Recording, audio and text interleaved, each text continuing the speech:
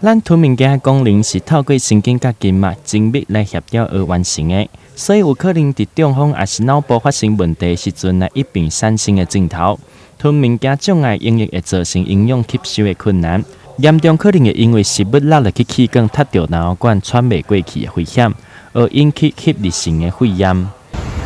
那我们吞咽以复健科的吞咽训练来讲，大概就是要第一个就是因为神经损伤造成的吞咽障碍了。那我们是希望病人大概一定是要意识跟认知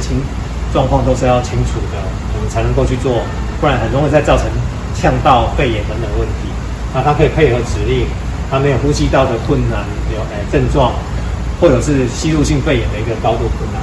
那我们最重要的还是要考虑病人的营养。贵综合病院今年引入吞咽神经肌肉电刺激仪，透过电疗的方式来帮助患者配合吞物件的协调性，来加速和患者会当较紧改善病症，来早日康复。基本上就是直接用电流去刺激我们口腔、咽喉这边吞咽跟吞咽相关肌肉的一个机器。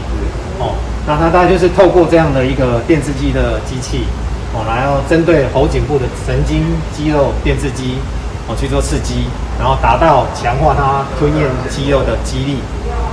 还有它收缩的速度跟时间，然后达到一个比较整合性的一个吞咽的一个过程。